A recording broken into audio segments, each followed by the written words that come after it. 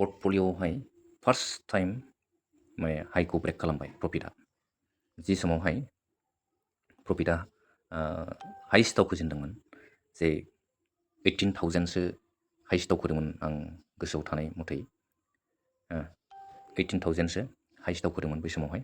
बेनिफ्राय दा second time माने दिनैनि डेटआवहाय बांसिन दावखोनाय नुनो मोननाय दिन होननानै दिनै सानना लाजायो।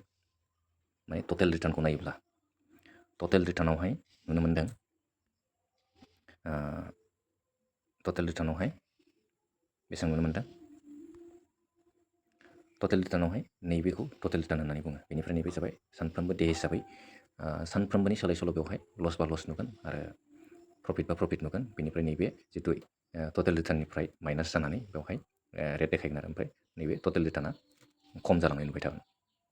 बेनिफ्राय इनभेस्टेड एमाउन्टआ जेब्लाबो बेनो बे थाबाय थागोन, जेब्लासिम नैबे गोथां ग्रिना टटेल एमाउन्टआ लस जानाय देखायबाय थायोब्लाबो जेब्लासिम बे जोबजोबथारनानैसो नोंनि नैबे मेन एकाउन्ट जिथु इनभेस्टेड खालामनाय एमाउन्ट बेनिफ्राय खमायलांनायखौ नुगोन आरो रांखौ। जुदि बाइचान्सआव गोबां कम्पानि, जाय बास्केट अफ कम्पानि माने 100था 200था कम्पानियावहाय नोंनि रांखौ दोनथुमनाय रांखौ रानै रानै दोनथुमनाय कम्पानि, बैफोर कम्पानिया माबायदि दावख्लायो आरो माबायदि बेफोर बिजनेसा माने डेभेलप जायो, सानसे समावहाय ग्रथ जालांबाय थायो। बेजों लोगोसे जोंनि फैसायाबो इनभेस्ट जाफानानै बैसोर कम्पानिजों लोगोसे जोंनि इनकामाबो बारायलांबाय थायो। माने दोननाय जिथु मिउचुवेल फान्डआव जिथु दोननाय फैसाफोर, बे जिथु जों मान्थलि दोनबाय थायो, बे दोननाय फैसाया मोनफ्रोमबो कम्पानियाव रानै रानै माने एसे एसे रानै रानै दोननाय जायो आरो जोंनि माबा मिउचुवेल फान्डनि जिथु मान्थलि एसआइपिखौ।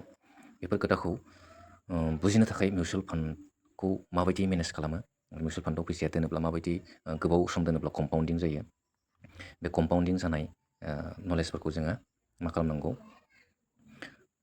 माखासे इउटुबाव नायनानैबो नोङो बुजिनानै लानो हायो।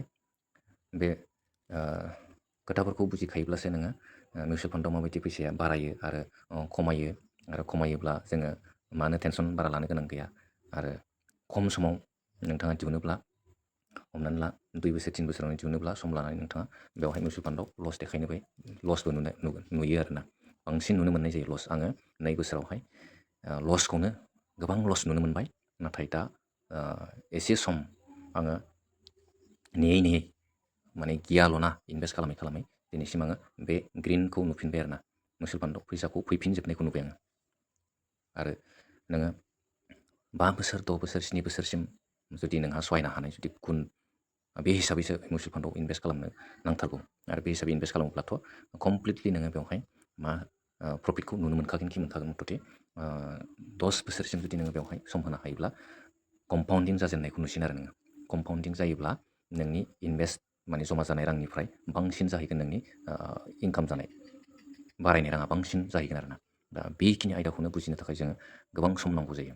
जोङो खायसे मिउचुवेल फान्डआव बरबाद जायो होननानै माने इनभेस्ट खालामनो नागिरा, रां दोनथुमनो नागिरा आरो बांसिन मानसिफ्रानो बुजिनो थाखाय। दा बुजियोब्लासो इनभेस्ट खालामनो गोसो जायो आरो इन्टारेस्ट जायो।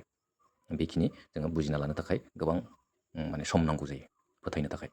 थ' बेखिनिखौ आङो दिनै गोजौसिन दावखोनाय पर्टफलिय' होननानै आङो दिनै रेकर्ड हिसाबै नोंथांमोननो आं बेखौ भिडिअ'आवहाय माने हाइ रिटार्न्स हिसाबै बे टटेल रिटार्न्सखौ दिनै दावखोसिननाय रिटार्न हिसाबै आङो बेखौ मोनसे रेकर्ड खालामनानै दोननाय जाबाय। नोंथांमोनाबो बेखौ दिनै आंनि पर्टफलिय'नि गेजेरजों नुनो मोननाय जाबाय आरोना। दा भिडिअ'खौ जुदि नायनानै इन्टारेस्ट मोनदोंब्ला लाइक खालामदो, कमेन्ट खालामदो आरो चेनेलाव गोदानबा साबसक्राइब खालामनानै लादो। So' thank you, thanks for वाचिं।